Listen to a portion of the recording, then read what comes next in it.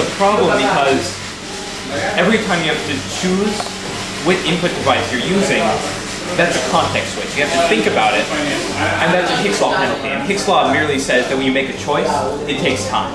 And then it codifies that in particular. So by deciding to use only touch, in fact, we're sort of following the iPhone in this, but a number of other good decisions before that, that you never have to make that choice. So really, that's just touch. 2 is big. Again, these are really trivial things, but a lot of people miss them. Again, if you look at Windows Mobile, they have these tiny little controls that are sort of like trying to, I think what I said in my video is like trying to move a contact lens with a cotton ball. It's just not pleasant. In fact, if you look at the size of a screen, mobile, versus the size of your fingertip, it's roughly 1/10 of your fingertip by 1/5 of your fingertip. So you have very few targets. So you have to make things big. But few people seem to realize this. So that's number 2. Number 3 is real. What does that mean? Real is sort of an ambiguous term. That means 2 things. 1, you want to emulate the real world where you can. So that's physics, right? This is something I'm fond of saying. If I take this t-shirt and I hold it here and I let go, what would happen? Anybody care to guess what would happen if I let go? That's right, it would fall. If it didn't fall, you all would be really, really surprised. Right? You just go there like this, like what's going on? Well, let me ask you a question. What on the computer is so consistent that you'd be surprised if it didn't happen? What happens if your computer crashes or if your page is static? Right? There's nothing on the computer which is so consistent that if it didn't happen, you'd be that surprised. Now, a friend of mine was doing some work on a government contract for Canada, and they created a system for doing knowledge management where, for Canada, their Department of Defense.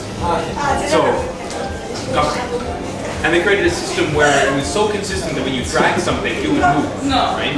All the time. And a programmer forgot to implement this for one of their objects. And it was hilarious because somebody went to move it and it didn't work. Right? It was a software problem. Remember, the software, it didn't work. They looked at their mouse, they picked out try again, it didn't work again. They actually unplugged their mouse, plugged it back because they thought it was the mouse that was the problem, right? That's the level of consistency that we want in our interface. It needs to be so consistent that it feels like physics, right? Because when I drop this, it will fall. It's not an issue because that's physics. So we want something that's so real in our interfaces that you're surprised when it doesn't work. Number 2 is that we want physics, right? We want something to work in the way that's consistent with our real-world understanding. So there's an idea of visual momentum. What does that mean? That means that things don't disappear and appear in the real world. I'd be surprised if this glass or this glass just disappeared, right? Don't be upset because so nothing like that works in the real world. In the real world, this would move off, right? It would sort of act in a continuous fashion. In the computer world, things pop up all the time. Dialog boxes pop up. When you select your preferences, that just pops up. It doesn't come from anywhere, and it doesn't go anywhere. And that confuses me when you look at it in the big picture. So when I say real, what I'm saying is that things need to come from someplace and go to someplace. And so when I show the demo, which almost everyone here has actually seen, so it's a little bit slightly to show it to you, things always have a physical, tangible place. So that's what I mean when I mean real. Number 4, typing. If I ask people here if they enjoy typing on their cell phone, does anybody here enjoy typing on their cell phone? That's right. This is a process which makes you aggravated.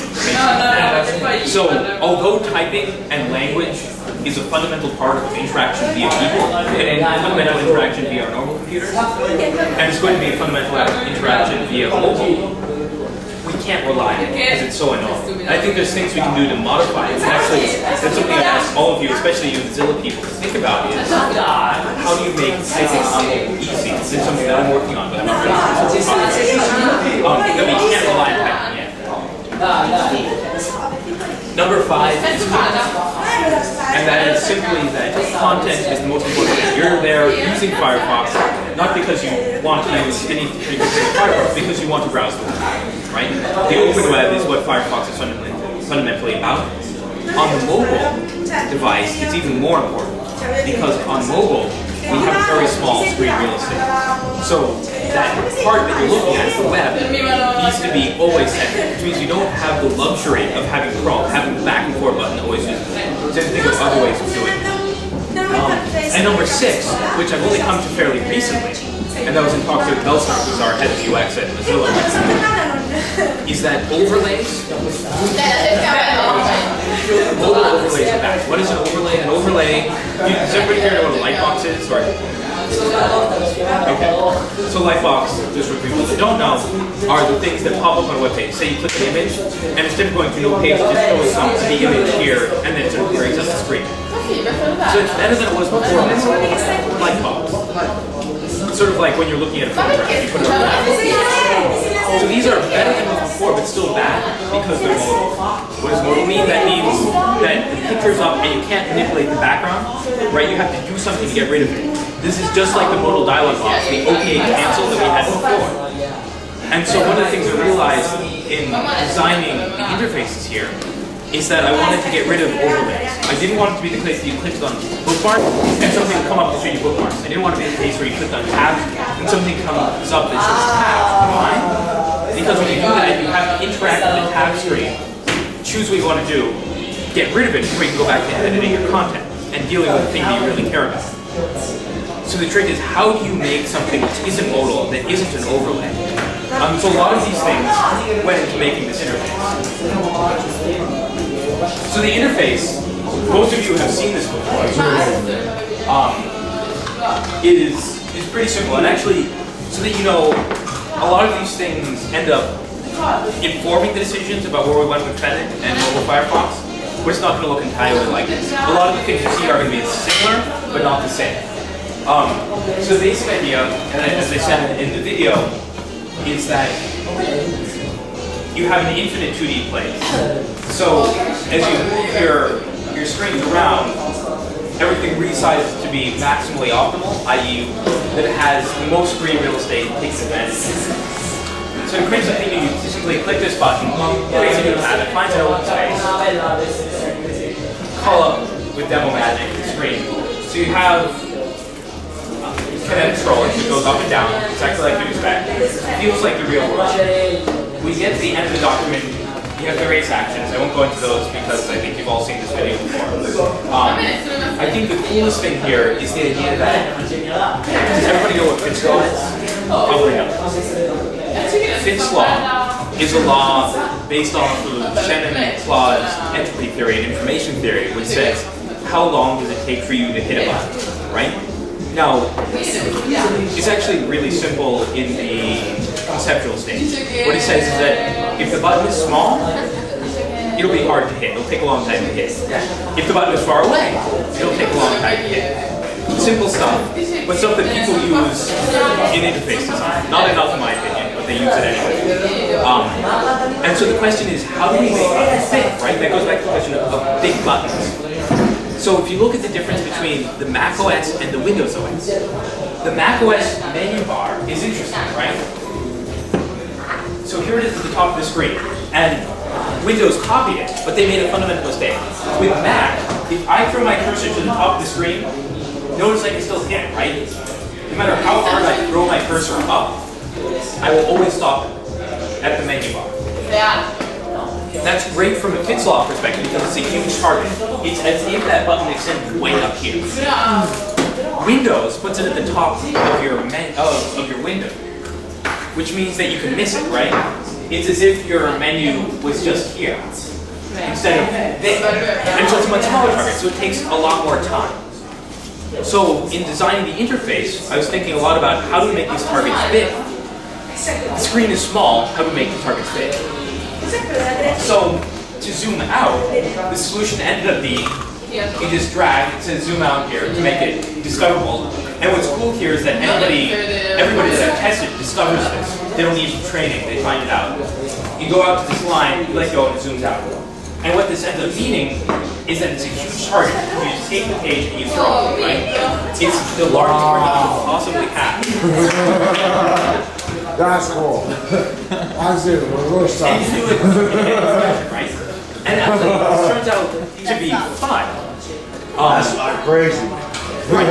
It's a sort of out-of-the-box thinking, but it turns out to be a lot of fun. When you test it with people, people really love taking the page and throwing it. It's sort of therapeutic. You're like, I hate this page, get it out of here. So that was the basic image here. You can, of course, you can go off the bottom of the page too. You can go off in any direction. A lot of people, actually, a lot of the feedback I got was, well, why not only one direction? Maybe you can do other things in different directions. And that's a great point. I think that's one of the things the community, in fact, sort of gave back to say, well, maybe you can use this direction. Okay, so you're in here. And the next question is, how do you control the page? Fundamental to Firefox is forward and back. Yes. Well, so I pan this direction. Why not pan the other direction? And all of a sudden you get back forward. So the concept here is that you're scrolling around and you throw the page at you throw. And it's just a gentle throw. Again, a lot of people wonder, like, is it hard? Is it hit this versus going too far? And in the user testing I've done, it shows that just doing a little throw is actually remarkably easy. Just take the page and throw it. Demonstrate here, back. And when it comes, you also get the URL to describe it, yeah. What if the page doesn't show its entirety when you're on the window? That's a great question. So we haven't done full user testing on this, so this is still a hunch. But the idea is that whenever you're zoomed in, or even a huge page, because of the way we've done scrolling here, so notice that near the bottom of the page now, to get near the top, I just take the page and throw it, right? And so it takes one throw to get to the top, and if you're on the interface, it's just one throw, so you take it and flick it. It's easy to get to the side of the screen, and therefore easy to get it to the controls. It takes one flick, one throw. So it's still fast. We haven't user testing to know it's on right, so that's a great point. But I think also, I do want to point out here that what I was talking about before with overlays, this is in fact an overlay, right? You have your buttons here, the URL bar here, but you can still use the page. It's not loaded in any way. It's not obstructing your use. So you can still browse, even though the controls are up, even though the URL bar is up. So the basic idea here is that you can go forward, back. Page intro, if page intro came up, you sort of slide over, you get more information here. So it's always just part of the 2D plane. It's never taking over the part of the screen. Do you think a multiple touches of your Sure. I was designing this with the idea that we had single touch, because single touch is what we have on most devices. As we move to multiple touch and more devices, I think it's a natural interaction. Like, this is pretty cool, this is pretty cool, this is pretty cool, and it's obvious what they would do here, right? So I don't need to think about it, because everybody knows what will happen. So other interesting things are that when you double click, just like in Firefox 3, you get the awesome bar. So when you click on the bar, immediately before you even type, you get results. Right? You get the things that you've gone to recently, gone to frequently. What does that mean? That means without any typing, you can do what you already are going to do, right? Typing is hard. You have the buttons along the bottom, and these let you do simple lookups. So if you wanted to look up, like you're in a bar like we are now, in a great bar too, and you wanted to do a lookup and say like, hey, I want to have a bar back about who is in a certain movie, like was Angelina Jolie in Wanted. Well, you can just type Angelina Jolie, click one of these buttons, and that would be, IMDb, right? So you just make the things that you're going to do all the time, simple to hit. Let's see there. I have a question about Where it shows up? It's alright. Yeah. about consumer. Because I feel like there are two directions, right? One is to hire, which is consumer. That's right. And the other thing is to know everything with the mouse. So obviously you think that the mouse Remember, point number 4 here is that on mobile, typing is hard. I'm a huge proponent of language. I think is so much more direct than you can do. But that's hard when you can't type. So I'll come back to that when I show you Bigfoot a little bit. So the last interesting thing about this is that when you're zoomed out, essentially crazy where you can play with things. Crazy, it's okay. People like understand that. Let me just open another tab here.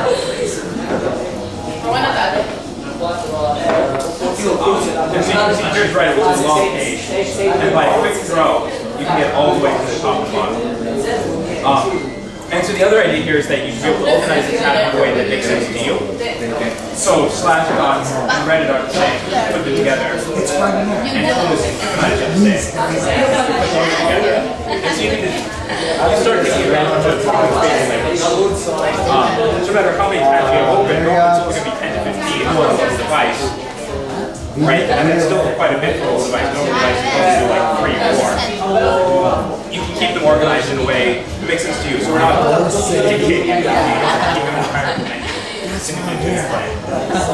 So really, that's it, right?